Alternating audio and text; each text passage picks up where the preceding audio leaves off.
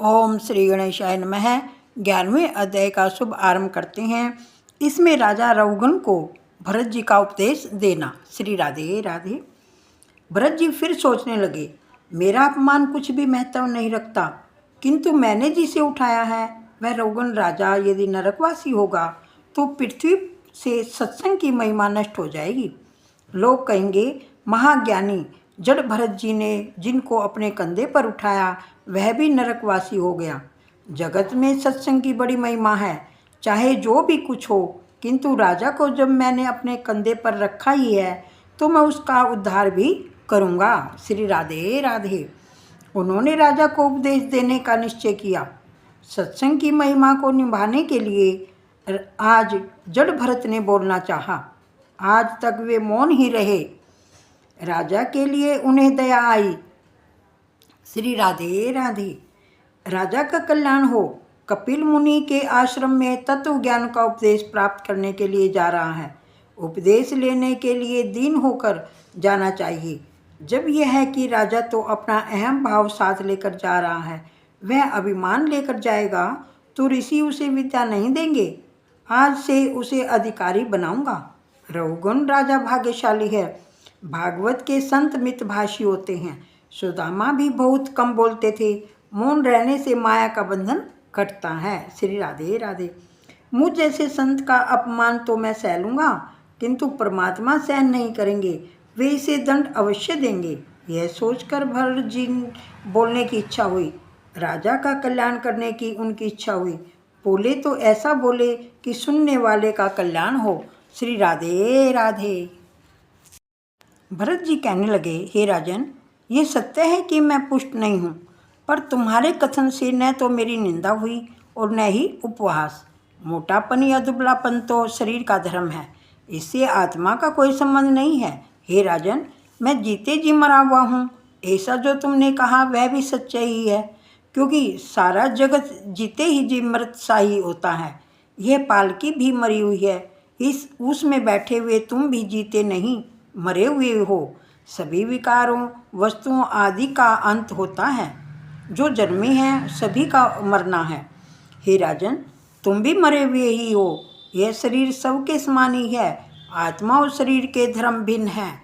श्री राधे राधे। आत्मा निर्लेप है। आत्मा मन का दृष्टा है, साक्षी है। ज्ञानी पुरुष ईश्वर के सिवा अन्य किसी वस्तु का या व्यक्ति को सत्य नहीं मानते। सभी जीवों में परमात्मा विद्यमान है, फिर इनमें कौन राजा है कौन सेवक है। व्यवहारिक दृष्टि से ये भेद है, अन्यथा तात्विक दृष्टि से तो मैं और तुम एक ही हैं। श्री राधे राधे। हे राजन, केवल ईश्वर ही सत्य है। तुमने जो मुझसे यह कहा कि तुम मुझे मारोगे, तो बताओ, शरीर को मारने से मेरी चाल तो नहीं बदल जाएगी ना। शरीर की पिटाई होने से मैं सुखी या दुखी नहीं होता। ये सब तो शरीर के धर्म है।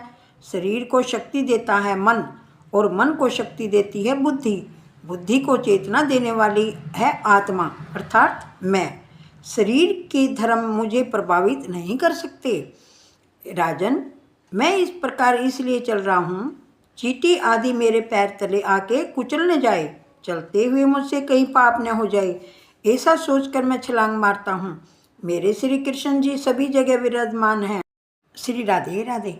इन चींटियों में भी परमात्मा है। मैं चींटियों अथवा अन्य जीव जंतुओं का ख्याल करता हुआ चलता हूँ, कहीं ये कुचल न जाए। चींटी में भी ईश्वर है, ऐसा मानकर मैं अपने कृष्ण का चिंतन करता हुआ चलता हूँ। अतः मेरी चाल तो ऐसी ही रहेगी। जड़ भरत के ऐसे विद्वतापूर्ण वचन सुनकर राजा ने सोचा, ना, यह पागल नहीं, यह तो कोई परमहंस है, यह ज्ञानी महात्मा है। लगता है यह कोई अवधूत संत है। वेदांत के कठिन सिद्धांत बता रहे हैं। इनकी ब्रह्मनिष्ठा अलौकिक है। मैंने इसका अपमान करके बड़ी अक्षति कर दी है। यह सोचकर चलती हुई पालकी से राजा कूद पड़ा। जो राजा मारने के लिए तैयार हो गया था, वही राजा अब वंदन कर रहा है। श्री राधे राधे। भरत जी तो निर्विकारी हैं। रघुगण द्वारा अपमान होने पर और सम्मान होने पर, अर्थात दोनों ही अवस्थाओं में वे समस्थिति में थे। न क्रोध, न दुख, न सुख। संत की परीक्षा उसकी मनोवृत्ति से होती है, वस्त्रों से नहीं। सम्मान और अपमान होने पर भी वही समता। माना अपमान में संत की वृत्ति सम ही रहती है। वेश द्वारा संत होना सरल है, किंतु हृदय से संत होना बहुत बड़ी कठिनाई है।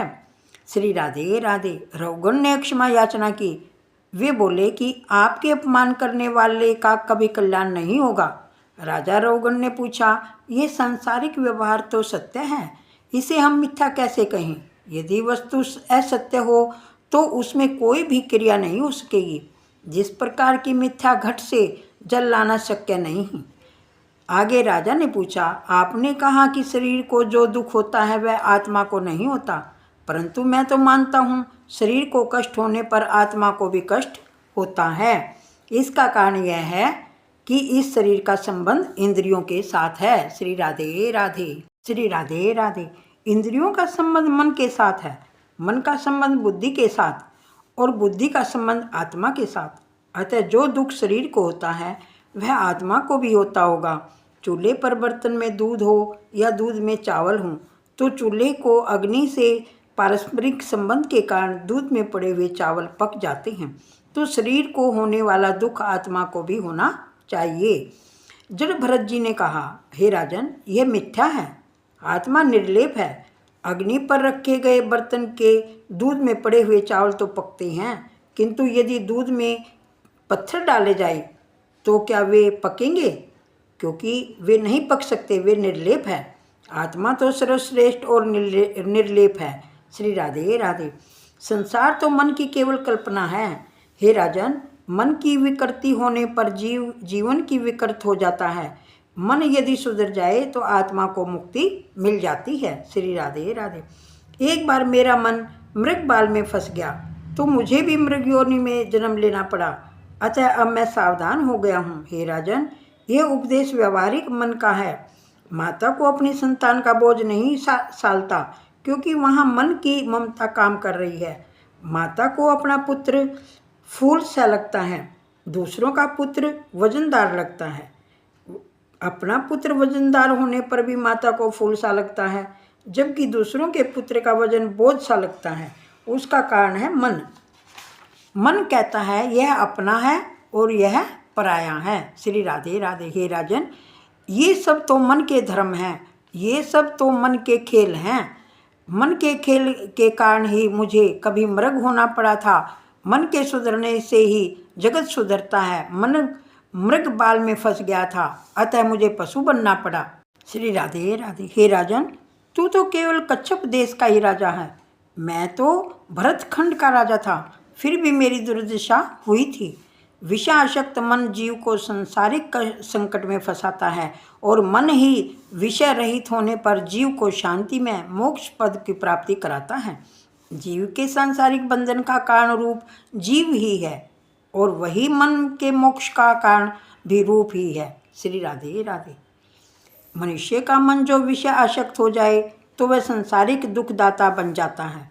वही मन विषय आसक्त होने के बदले यदि ईश्वर भजन में लीन हो जाए तो मोक्षदाता बन जाता है। विषयों का चिंतन करता हुआ मन उसमें फंस जाता है तो उसका बंधन आत्मा अपने मन में मान लेती है, स्वयं पर आरोपित कर लेती है। यह सब मन की ही दुष्टता है। मन को परमात्मा से चित्र करो। तुम अपने मन को दंड दोगे तो यमराज तुम्हें दंड नहीं देंगे। जिस दिन जीव असत्य बोले उस दिन उपवास करो। जिस दिन कुछ पाप हो जावे उस दिन माला अधिक फेरो। श्री राधे राधे। भरत जी कहते हैं, राजन, तुम मुझसे पूछते हो कि मैं कौन हूँ, किंतु तुम स्वयं ही पूछो कि तुम कौन हो। तुम शुद्ध आत्मा हो, जागृत, स्वप्न या सुषुप्त, इन तीनों अवस्थाओं का साक्षी आत्मा है। हे राजन, ज्ञानी जगत को सत्य नहीं मानते। संसार में वे मन कल्पित मानते हैं। जगत स्वप्न जैसा है। जिस प्रकार स्वप्न मिथ्या होने पर भी मनुष्य को रुलाता है, उसी प्रकार यह मिथ्या जगत भी मनुष्य को, जीव को रुलाती है। मान लो एक मनुष्य सोया हुआ है, वह सपने में देखता है एक भयानक शेर हमला करने वाला है, तो वह मनुष्य डर जाता है कि मुझे शेर खा जाएगा। ऐसा सोचकर वह चिल्लाने और रोने लगता है, उसकी नींद उड़ जाती है। श्री राधे राधे। जागने पर वह देखता है कि वह तो सपना था और सपने के शेर से ही वह डर गया था, किंतु सपन असत्य है। यह बात मनुष्य की समझ में कब आती है? केवल जब वह जाग जाता है। कौन सा व्यक्ति जागा हुआ है? विषयों में से जिसका मन हट गया, छूट गया, वही जागा हुआ है। इसलिए तो तुलसीदास जी ने भी कहा है, जानिए तब ही जीव जग जागा, जब सब विषय विलास विरागा। श्री राधे राधे। राजन, इसलिए तो मैं कहता हूँ, ये सब तो मन के खेल हैं। मन को शुद्ध करने के लिए संतों का समागम करो। महापुरुषों की सेवा से ब्रह्म की प्राप्ति होती है। हे राजन, सत्संग के बिना ज्ञान प्राप्त नहीं होता। अपने स्वरूप का परिपूर्ण ज्ञान ही एक सत्य वस्तु है। एक ब्रह्म ही सत्य है। ब्रह्म सत्य स्वरूप भेद से रहित परिपूर्ण आत्म स्वरूप है। पंडित उसका भगवान वासुदेव, श्री कृष्ण आदि नामों से वर्णन करते हैं, अन्यथा जगत तो मिथ्या है। 11वां अध्याय संपूर्ण हुआ। श्री राधे राधे सबको। श्रीमन नारायण नारायण हरि हरि, लक्ष्मी नारायण नारायण हरि हरि, तेरी लीला सबसे नारी नारी हरि हरि, भजमन नारायण नारायण हरि हरि।